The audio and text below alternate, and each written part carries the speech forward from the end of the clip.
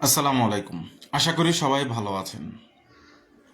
সাহাবীরা কিভাবে রমজানের প্রস্তুতি নিতেন বা তাদের জীবন অভ্যাসে রমজানের যে গুরুত্বপূর্ণ এবং তাৎপর্যতাপূর্ণ কীরকমভাবে ছিল, তারা কি আমাদের মতোই মাহে রমজানের প্রস্তুতি নিতেন বা মাহে রমজানকে এভাবে পালন করতেন, না ভিন্ন কোনো তাদের পরিকল্পনা থাকতো তাদের জীবনে? আমরা খুঁজবো আজকের এই ভিডিওতে তাদের সে সম্পর্কে। আমরা মাহে রমজান সম্পর্কে বা মাহে রমজান বলতে বুঝি যে একটা মাস আসবে, চাঁদ দেখব, চাঁদ দেখার পর থেকে আমরা শুরু করব মাহে রমজান। এবং যেদিন চাঁদ দেখব সেদিন থেকে আমরা কি করব, যে প্রথম দিন তারাবি নামাজ পড়ব এবং তারাবি নামাজ পড়ে ওই দিন থেকে আমরা সেহরি খাবো এবং এভাবেই আমাদের চলতে থাকবে 30টা দিন। নর্মাল লাইফে আমরা বা আমাদের প্রাত্যহিক জীবনে আমরা এটাকেই বুঝে থাকি যে মাহে রমজান হিসাবে। কিন্তু আমরা যদি দেখি যে সাহাবিদের আমলে বা সাহাবিদের সময়ে এই মাহে রমজানটা ছিল অন্যরকম বা ভিন্ন একটা চিত্র, যেই চিত্রের সাথে আমাদের এই চিত্রের বাস্তবতার সাথে কোনো মিল নেই। মাহে রমজান একটা বছরে একটা মাস আসলেও আমাদের ক্ষেত্রে তেমন একটা গুরুত্বপূর্ণ প্রভাব থাকে না, কিন্তু সাহাবিদের আমলে এই যে মাহে রমজান কে বলা হতো যে একটা কি ফসল উৎপাদনের মাস এবং ফসল সংগ্রহ করার মাস। এই মাস আসলেই তারা বিভিন্ন সময়ে প্রস্তুতি নিতে থাকতো। এটা অনেক আগে থেকেই বা গোটা বছর জুড়েই মাহে রমজান উপলক্ষে একটা প্রস্তুতি তাদের ভিতরে থাকতো। কিরকম সেটা, যেমন হযরত সাহাবিদের সময় যদি আমরা দেখতে পারবো যে মাহে রমজান আসার আগের প্রায় 6 মাস আগে থেকেই তারা দোয়া করতে থাকতেন যে তাদের হায়াতগুলোকে যেন মাহে রমজান পর্যন্ত পৌঁছে দেওয়া হয়। এটা ছিল তাদের দোয়া।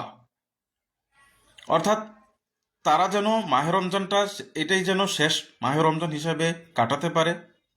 এইভাবেই কিন্তু আল্লাহ তালার কাছে দোয়া করতেন, যেন আল্লাহ তালা তাদেরকে যেন মাহে রমজান পর্যন্ত পৌঁছে দেওয়া হয়। এটা কিন্তু মাহে রমজান শুরু হওয়ার 6 মাস আগে থেকেই তারা এটার চিন্তা ভাবনা করতে থাকতেন। 2 নম্বর যে পয়েন্ট হলো সেটা হলো যে আবারও পরবর্তী যে 6 মাস থাকবে, তারা যে ইবাদতটা করলো এটার ইবাদত করার জন্য আল্লাহ তালার কাছে বলতে থাকেন যেন কবুল করা হয় বা মঞ্জুর করা হয়, এরকমভাবে আল্লাহ তালার কাছে দোয়া করতেন। অর্থাৎ প্রথম মাহে রমজান শুরু হওয়ার প্রথম 6 মাস আল্লাহ তালার কাছে দোয়া করতেন যেন হায়াতটাকে ওই পর্যন্ত মাহে রমজান পর্যন্ত বৃদ্ধি করে দেওয়া হোক। একটা মাস রমজানের গুরুত্বপূর্ণভাবে এবাদতভাবে মনোনিবেশ করতেন এবং পরবর্তী 5টা মাস আল্লাহ তালার কাছে চাইতেন যেন মাহে রমজানের জন্য দোয়া করতেন যেন মাহে রমজানের যে যা কাজগুলো করছে পুণ্যগুলো সেটা যেন আল্লাহ তালা তাদের আল্লাহর দরবারে কবুল ও মঞ্জুর করেন। পরবর্তী স্টেপে যদি আমরা দেখি যে এবাদত বন্দিগি করলো এবং পরবর্তী সময়ে যেন এটা ধরে রাখতে পারে, সেজন্য কিন্তু এই অভ্যাসটা চালিয়ে যাওয়া। অর্থাৎ মাহে রমজানটা পেলো, মাহে রমজানে এবাদতগুলো করলো এবং এই এবাদতটা করার পর ছেড়ে না দিয়ে পরবর্তী সময়গুলোতে যেন এই এবাদতটা ধরে রাখতে পারা যায়। কিভাবে ধরে রাখা যায় সেটারও কিন্তু তারা চিন্তা ভাবনা করত। আমরা মাহে রমজানকে কেন্দ্র করে আমরা এবাদত বন্দিগি করি, কিন্তু মাহে রমজানের পর আমরা এবাদতটা ছেড়ে দেই, কিন্তু তারা সেটা না করে কন্টিনিউয়াসলি প্রসেস হিসেবে তারা আমলগুলো চালিয়ে যাওয়ার চেষ্টা করতেন। আমরা যদি দেখি যে সাহাবিদের সময় যদি দেখি যে পূর্ববর্তী রমজান থেকে এই রমজানের পর্যন্ত কি ডিফারেন্ট বা আরো তাৎপর্যপূর্ণভাবে মাহে রমজানটাকে কাটানো যায়, সেটারও কিন্তু চিন্তা ভাবনা তারা করতেন। অর্থাৎ গত রমজান থেকে এই রমজানটাকে যেন কিভাবে আরো বেস্ট করা যায় সেটার চিন্তা ভাবনা তাদের মাথায় থাকতো। এভাবে কিন্তু সাহাবীরা একটা রমজানের প্রস্তুতি নিতেন। আরও যে প্রস্তুতি নিতেন সেটা হলো কোরআনের সাথে থাকতে, কোরআনের যে সংস্পর্শে থাকতে এবং শাবান মাসটাকে আরও বেশি কোরআন এবং তাৎপর্যপূর্ণভাবে যেন করতে পারেন তারা এইটা থেকে এই মাসটা থেকেই লক্ষ্য করতেন। এবং মাহে রমজানের সময় আরও বেশি কিভাবে কোরআন তেলাওয়াত করা যায় সেটার জন্য মনোনিবেশ করতে রাখতেন। দান সদকার পরিমাণ বৃদ্ধি করে দেওয়া।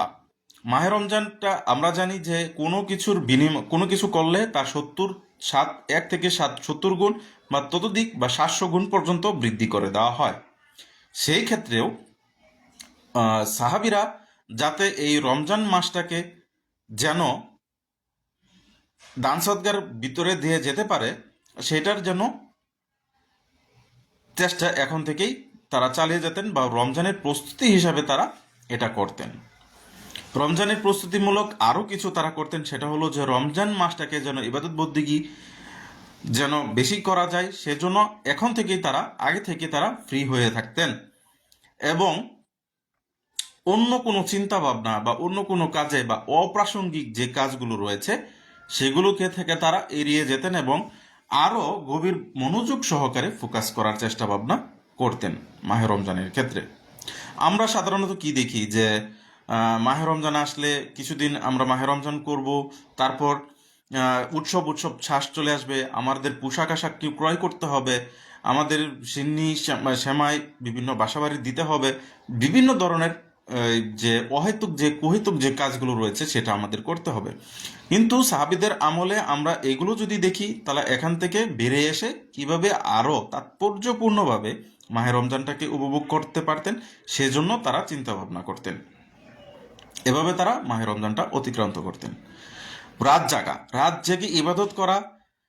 বেশ কিছু ইবাদত রয়েছে যেগুলো রাতের ইবাদত বলা হয়, যেমন তাহাজ্জুদের সালাত আদায় করা, বেশি বেশি কোরআন তেলাওয়াত করা, নফল ইবাদত করা, নফল নামাজ আদায় করা। এগুলো কিন্তু দিনের থেকে তারা রাতের বেলায় বেশি প্রাধান্য দিতেন এবং সেই অনুসারে তারা আমল এবং ইবাদত করার জন্য চেষ্টা করতেন এবং আগে থেকেই তারা এই কর্মসূচি হাতে নিতেন।